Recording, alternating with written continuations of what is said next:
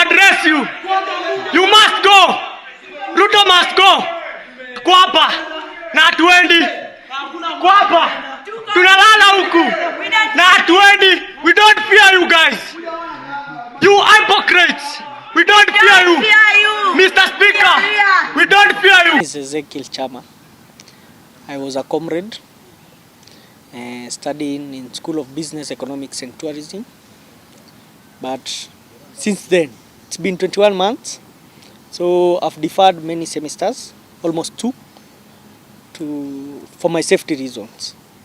Since the government was looking for us, sisi watu tuliingia kwa bunge, serikali iliendelea kututafuta. For the safety reason, I went missing for the 21 months. I never missed any protest, first of all. All the protests, I was available. Nilikuwa kama dawa. Nilikuwa hapo. Since I wanted to fight for my nation. I do remember the day very well. It was on date 25th June, on Tuesday. It was 3 p.m. in the evening. The time that we breached the police force and we entered parliament. Tulipoingia bunge, tuliitwa na wapishi. Wapishi walituambia njooni kuna chakula, kuna mlo. Na tulipata chakula kimeandaliwa mbele ya meza ya watezi, tulipata chakula. Utawacha chakula wewe? Siwezi wacha chakula. Saa 9 sijakula kutoka asubuhi.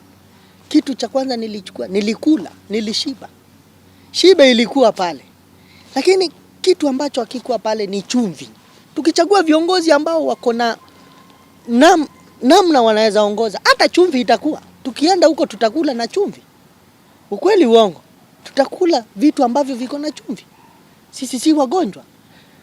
Na tulipokula shibe ilikuweko, tukamuona Kosgei nominated MP wa UDA. Sisi na utu wetu tukamu approach. Tukamwambia na tunakujua. Na tunajua ulivote yes. Kama sisi ni goons, tungemuuliza tunajua ulivote yes. Tukamwambia tutakusaidia. Kwa sababu kuna wengine wanaweza kuja hawatakusaidia. Because of the anger which was in the youth. Wengine wangekuja wangemsaidia. So this man, we talked to him. Tuliongea na huyu jamaa. And he accepted. And we accepted to kutoka na yeye. Tulitoka na yeye. We had to all the wheelchairs. So these guys, if they shoot, si mnaanza na mtu wenu. Mkipiga risasi mnapiga wenu. So mtaambia nini yao watu wao? Mtaambia nini watu wa kwake? If you shoot this guy, mtamwambia nini? So tulitoka, tukaingia, tukatoka na yeye. Tulipokuwa tunatoka na yeye, walipokataa kutufungulia gate. Sisi ni nani? Mimi ni nani? Kwenye ile fence nikavuka bwana. Trouser yangu iliraruka hapa. Kaptura ambayo nilikuwa nimevaa iliraruka. Nikitaka kusaidia wengine watoke kwenye ule mtego. Hatukukaa dakika mingi.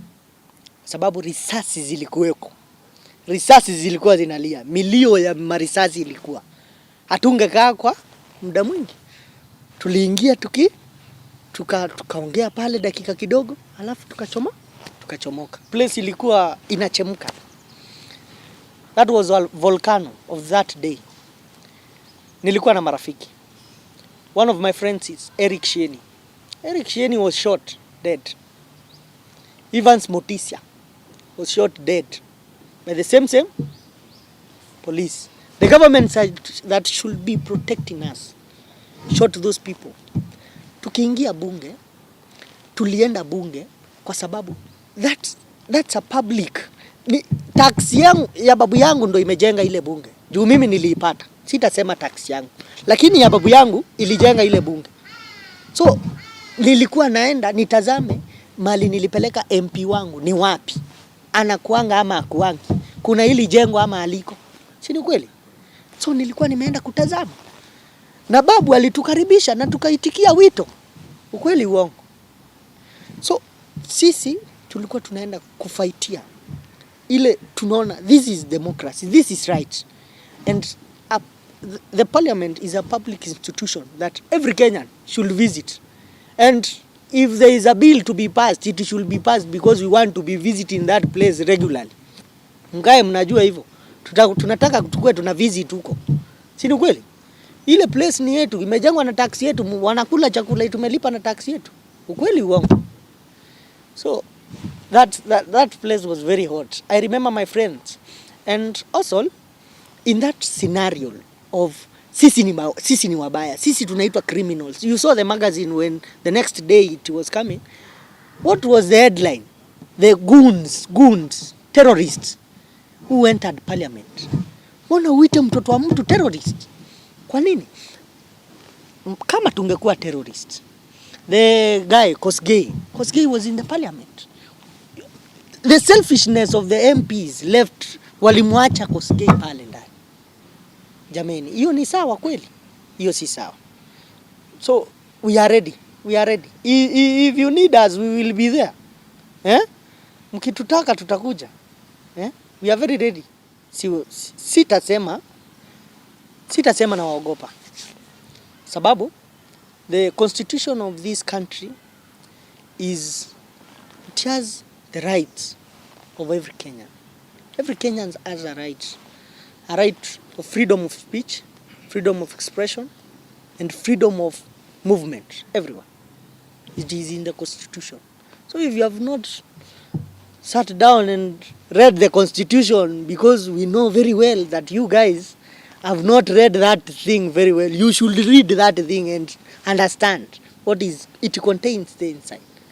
No one should be killed by the state. The president is given the powers. The powers of the president, when he was given the constitution, is to protect every Kenyan from any kind of danger. But our country is vice versa. Kulingana na mimi, they are not protecting us. They are coming for us every day. Mnatukujia kila siku. So what do you expect, jameni? Si tutaandamana? Tujichunge basi sisi wa Kenya. Hofu ilikuweko, lakini hata ikiwepo lazima Kenya itaendelea. So lazima tungefanya vitu kwa jinsi ambavyo ingestahili, kwa sababu tulihitaji mabadiliko.